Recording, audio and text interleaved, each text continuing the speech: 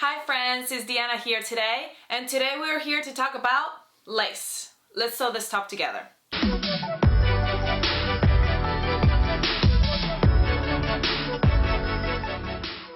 Alright, so the first thing we need to decide is our materials and also what pattern we're going to be using. Now, the great thing about some of the Ellie and Mac patterns is that they lend themselves to do this, the lace overlay that shows a little bit of skin and then to have the rest of it being lined. So the one I'm wearing right now is the Everywhere dress, and I love that it's got the color blocking option here at the top so you can use that, but there's plenty other patterns that you can use the overlay with, and you can actually even do it without it any exposed if you just want to do that overlay and not just that exposed lace. I love the look of the exposed lace, so this is why I love these patterns.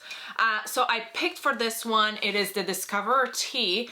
Super cute and simple pattern, but I think that we can make it look so different by just adding the overlay. And I also decided to go with the cuddle up tunic sleeves for a bishop style sleeve, and I think that's gonna bring it like to the next level. So the first thing I did is I picked out my pattern, and then I figure out what I want to be lace and what I want it to be an overlay. So the parts that I just want simple lace by itself, I just cut. That's all I did. I cut those parts with the lace, just with the lace. I didn't have to do anything else. And then the parts that I want the overlay, the parts I want something underneath it, I went ahead and cut one set with the lace and then one with the fabric that I want to use as my overlay. I am using this double brush poly. I love the color of this, and I think it's going to go so well. This is like a rose color. It's going to go so well with this off-white overlay lace, so I am super excited about this. The way I'm going to do this top is I'm going to have, well, you saw it, so let's get to it. I'm gonna grab my pattern, and how you usually do it, there's a couple of options on how you can do this overlay. This is my sleeve. I'm gonna separate it now so that way I know what I'm doing. All right, it helps a lot when you actually cut the fabric, which I hadn't, so I went ahead and cut it, and now I have it here right in front of me. So there's a couple of ways. Obviously, there's always a different way, a different technique for different people that like to do it different ways.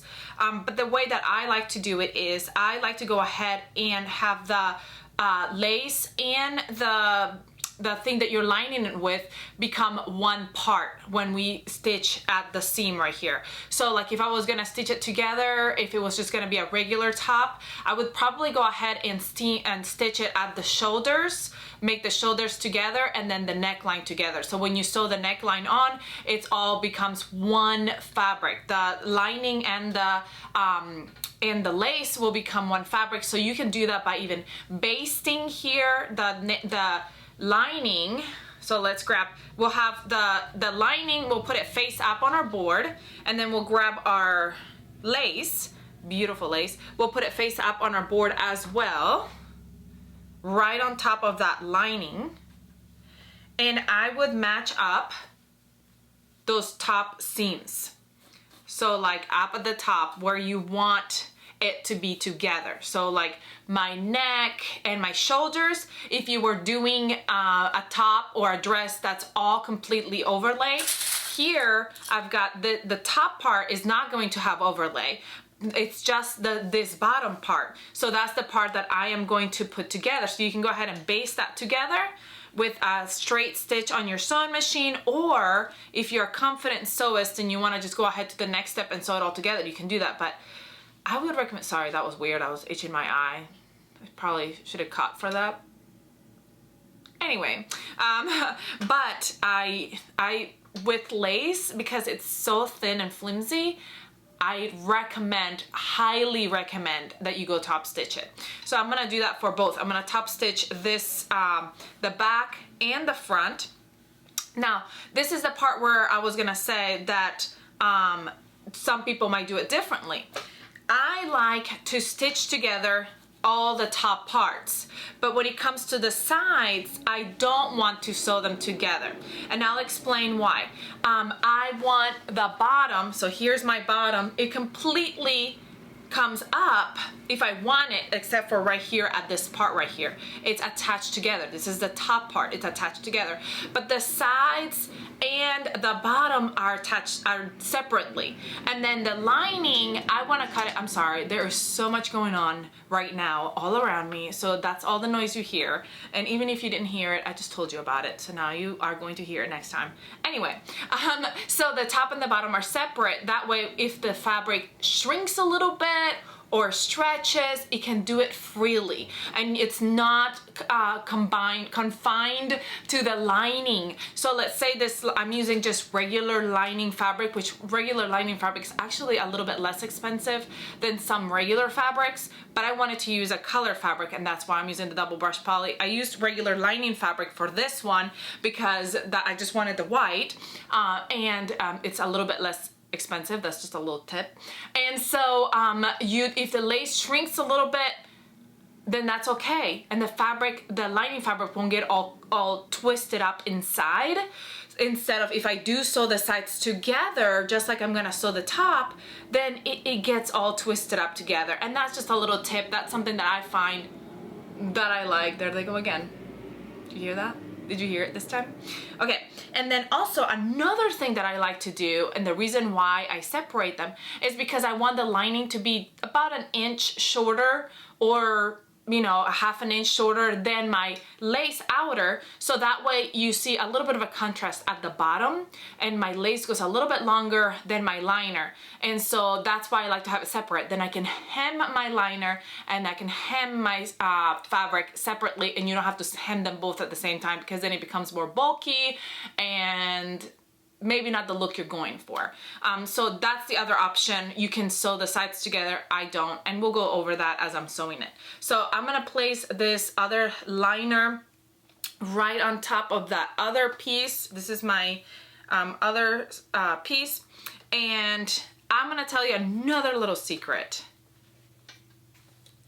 And I've made this mistake a couple of times.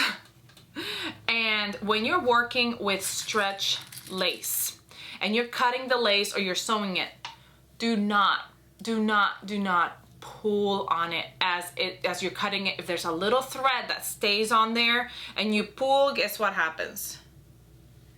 This happens. It gives you this, it rouges it up, and then you can't get it back to normal. And then you have to cut another piece. And then sometimes, like me, you don't have enough to cut another piece. So I'm gonna have this little run at the bottom of my top. So what I might do when I'm done, depending on how it looks, I might do pull a couple of more threads out of it, so it looks like it's meant to be at the bottom, meant to have that rouging effect at the bottom. I might do that, I don't know. I just didn't have enough of this lace to cut another bodice out.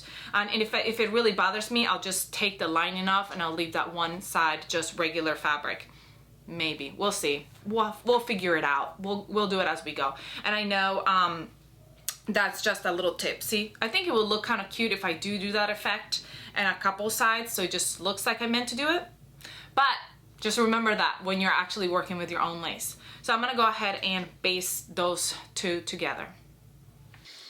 So I set my stitch to a 4, and now all I'm doing is giving it a little basting stitch, so that way when I go to sew this to my top area, it is together, and then I can treat this as a one fabric instead of having to treat it as 2 fabrics. And then when I go over to sew it, it won't come apart like it does if I hadn't basted it.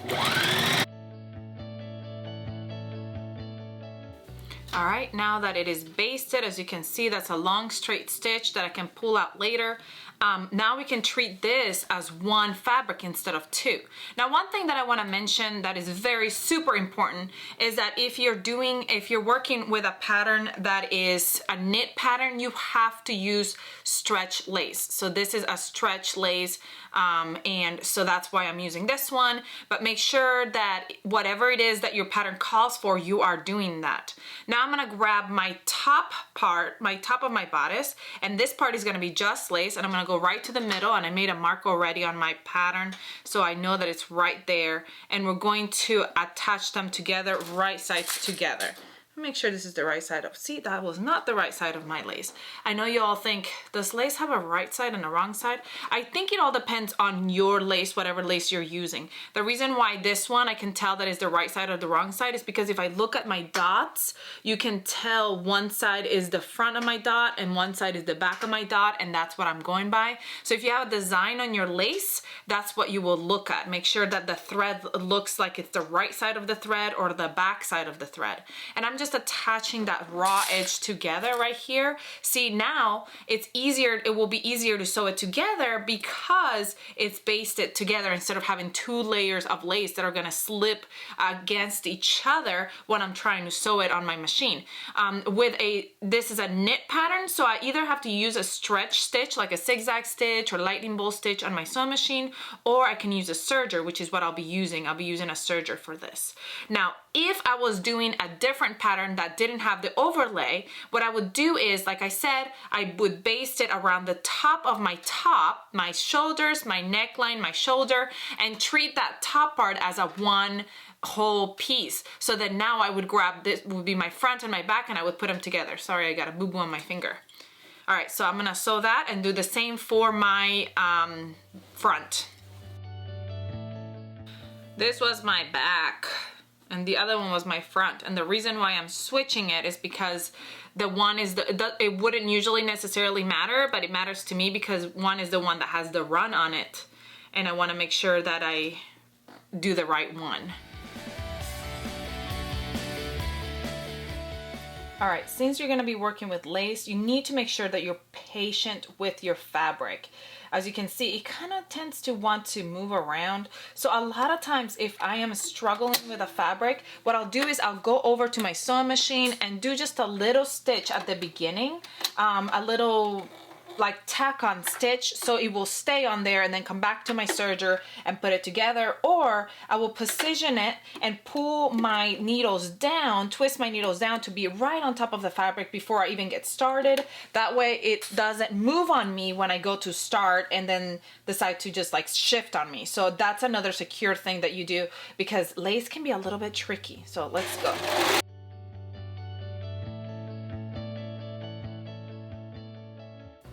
All right, so now once that is sewn together, as you can see, I'll show you. If you tilt it over, you go ahead and pull out that basting stitch. That can come off now. All right, so now that basting stitch is pulled off, sort of, mostly. The only thing is this, once you're sewing lace, because it's see-through, you might see the understitch. You can see that seam allowance if it's pulled up. So what I want to do is, depending on what kind of lace you're using, you know, some lace you won't be able to see it and it won't matter, but this one's really, really thin and see-through. I will grab my seam allowance and fold it towards the body. Okay, my iron is really hot, so we're gonna wait on that. And then once you do that, you can understitch. And what I mean by that is you open up your liner and your outer and you fold this down, and with a color matching thread, you can top stitch this seam allowance down. Top stitch it down, so that way when you open up, when you're wearing your bodice, you won't be able to see it because it's top stitched down to the liner. You see what I'm saying? I hope that makes sense. I'm probably not gonna do it right now. We're just gonna move on. I'm always kind of concerned with top stitching though, and I'll tell you this out of my own personal experience. Sometimes if you're not careful with what stitch you use for understitching, it can like crumple up your fabric and make it look kind of saggy. So what I'm gonna do is I'm gonna leave it, when I sew the sides, I'm gonna make sure that my seam allowance is facing down, and then once I try it on and everything, if that's really bothering me that you can see the seam allowance, if it won't stay down, then I might come back and understitch it afterwards, which is gonna be really hard because the sides are gonna be down, so I'm gonna be like doing it, you know, really carefully, or maybe even hand stitch it down or something. I just sometimes struggle with understitching, so I'm gonna not do it right now. Okay, so let me remove my watch because it's really bothering me. And what we're gonna do now is we're going to treat this basically like it's one piece. So I'm gonna grab it and match up these tops I'm gonna sew up the top, the sleeve, the sleeve, shoulder area. Right sides together. Now, usually for the Discover tee, I would put the sleeve on first and then sew the sides. But we're gonna go ahead and sew the sides on now because I want to sew them a little bit differently. Because I wanna sew up this part first, and because I'm using the other sleeve, so I'm gonna do them as inset sleeves. So I'm gonna match up just my lace. Well, that's a button. Don't know why that's in there. So I'm matching up just my lace, and I can match up all right here, just the beginning of both of them right here, because they're together right there. But kind of move it out of the way, don't sew it together. And I'm just sewing my lace together first, because I want to have it separate, my lace separate than my top. Now, if you want to, you can sew them together right now. All 4 layers, you can sew them together, and then they will be together at the sides. But like I said, I rather them not be together. So then I'm gonna grab my other one and sew them together. Now, what I do, I know this might not be the way everybody does it, and some people might put the liners together first and then do the other things, but I feel like this is easier to me, so this is why I do it this way. I'm gonna go ahead and sew the liner together, the liner together as well. Okay, so I'll do liner together and then the outer together. And I'll do the liner together first and stop like right here. Okay, and then I'll do the outer together. No, I'm sorry. I'll do the outer together first, all the way, and then I'll do the liner together and stop right where I started on that one. So let me remove these and do that liner first, and then come back and do the outer once I do that liner. And I'm gonna do that for both sides. Remember I said I'm pushing this, the seam allowance down when I'm sewing it, that way it stays down. That way I can get it out of the way when I'm wearing it. If you want like a less of a show of your seam allowance on your lace, you can I would use your sewing machine because it's less bulky. So I would use your sewing machine on the lace and use the serger on the other fabric. I'm just gonna do my serger for both just because, you know, that's how I am. But if you worry about seeing the seam being too bulky because this is, you know, see-through, then I would just do a sewing machine stitch on that, because the part that's going to get the most pull is going to be your liner, but this part right here still needs to be stitched with a zigzag stitch because it's still a knit fabric, so it's still going to stretch and you don't want it to pop. But with the sewing machine, it might give it a sleeker look for you if that's something you're worried about. All right, so now that that's sewn, I'm going to go ahead and sew over and pull that lace out of the way and just sew my lining. And like I said, they can be cut right there in that little piece, so you can start right before you split them. Just move it out of the way. There it is. You can't see the seam there, you can see it a little bit here. And that's another thing you want to take into consideration. If this seam is going to bother you and you want it to be tucked in there, that's another reason why if you want to sew them together, then you won't be able to see that seam. I'd rather have the seam and have them separately, but again, that's a choice that you're going to have to make. It is easier to do it all sewn together, to sew it all together, but I like it better when it's separate. So, yeah.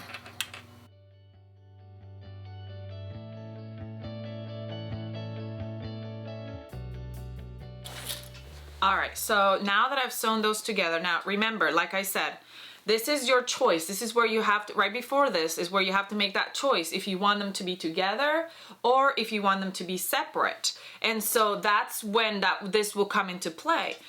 Now I have, mine are two separate layers. So I've got the top layer completely separate from the bottom layer, and I'm gonna hem them separately and everything. But if you wanted to keep them on the same layer, you definitely can do that as well. And then you won't have, you know, that seam won't show on the side that it shows through my lace right here.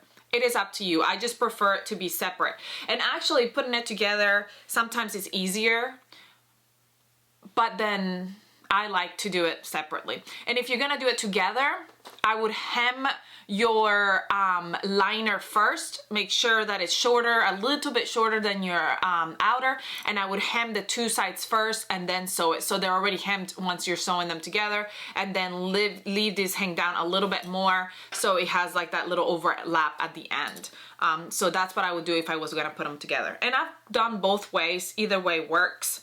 All right, so now that this is all together, now there's also, I just found out, and I don't even know the name of it, but if you want to research it and find out about it, I have never used it, but I heard someone talking about some thread that actually stretches. It's like new thread that actually stretches. So you can use a straight stitch on your sewing machine using that stretchy thread on your bobbin and on your top thread, and you can use it with knits on a straight stitch, and it will stretch with your knits. Now, I have never used it, so I have no idea if it works or how it works. I just know I saw someone said that they liked it and they had been trying it. So if you want to research it, I don't even know what it's called, but I'm sure if you type it up and research it, you can probably find it. And if I ever find it, then I'll come back and let you know in one of the tutorials. But anyway, so there it is. It's looking really good. Now you have to make the next decision. Do we want to put a lace as a neckband? Or do we want to do a regular knit, or what do we want to do? Do we want to do facing? So now for this dress, everywhere dress, there is facing on it. So I put that white facing, and you can kind of see it. I can always trim it up more and everything, but it doesn't bother me. Or I could have used lace, but then it wouldn't sit as nicely because it's too thin. But then on this one, I'm going to just make a lace neckband. That's kind of scary because, you know, lace is kind of hard to work with. And I would say if you're not confident, I would use some, your sewing machine a lot on doing your neckband. I would probably try to stitch it with your sewing machine first and then sew it on, because lace does move around a lot and it can be a little bit slippery. So that's the only part that, you know, sometimes I'm a little bit iffy about, but we're gonna go for it and we're gonna see how it turns out. So for my neckband, that's what I'm gonna do. And then for my sleeves, I'm doing the bishop sleeves from the cuddle up tunic. So I'm just gonna go ahead and do the sleeves just the same that I would do them, sew them together, and then inset them inside of my sleeve hole area, and that's it. So I'm just gonna go ahead and do all that, and then we'll come back to the end results.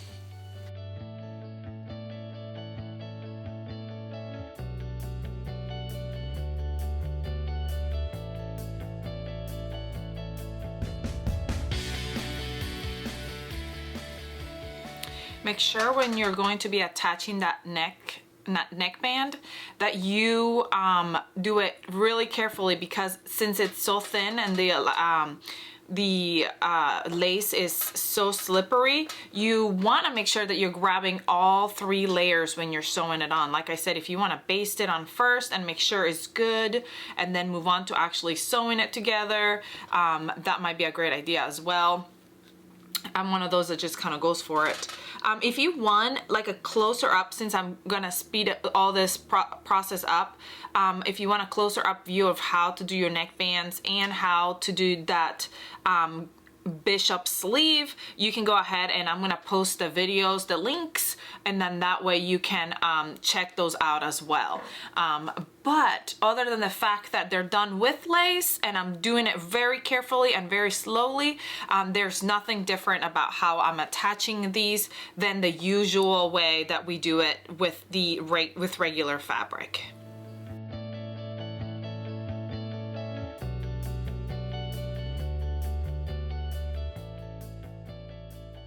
All right, I'm kind of glad this happened.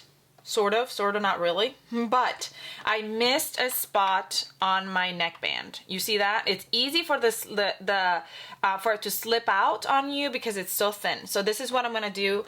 This is an easy, quick fix. Instead of adding more bulk to the band, I'm just gonna go in with my sewing machine and do a zigzag stretch stitch right over that little piece where it did not get caught. And because it's a soft, fine lace, it works just fine. I just attached it to my neckband. So that's an easy fix if you for some reason miss a little spot. Now go back and forth over it. I didn't do that. I should have, but then my neckband is done.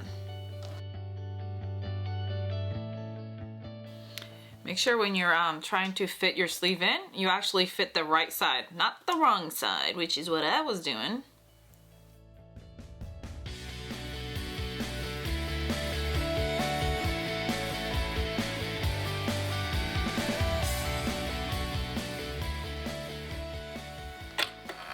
One of the key things to sewing with lace is to be patient, not just with yourself, but also with the fabric.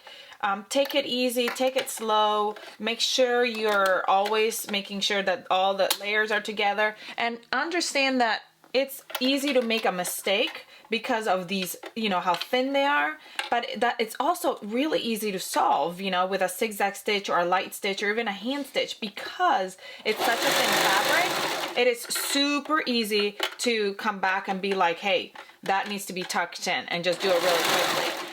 But just be patient and be kind to yourself. I think that sometimes we get so frustrated when we're doing a project that is something like this because we just want to finish it and we are just struggling and we can't do this. Oh, yes, you can. Just be patient, take your time, and you'll get it.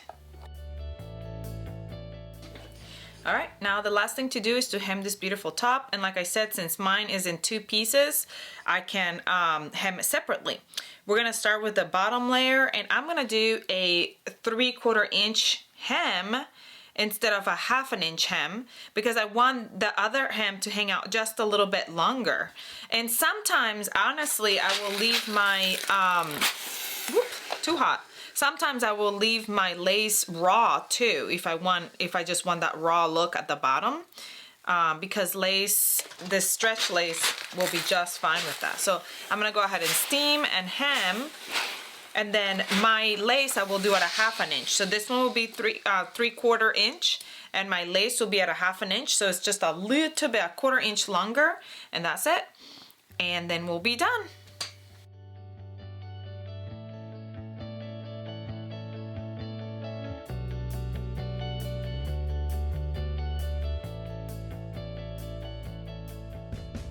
All right, we are all done with this beautiful top. I am in love. I am loving the fact that I added these sleeves. It gives the whole pattern a totally different look.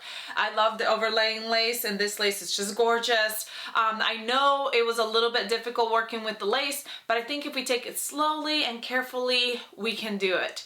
All right. Well, I hope you enjoyed this tutorial. Please check out all the other tutorials we have on our channel. Comment, like, share, subscribe if you haven't so you don't ever miss any of our tutorials. I hope you have a great rest of your day, and I'll see you all next time. Bye!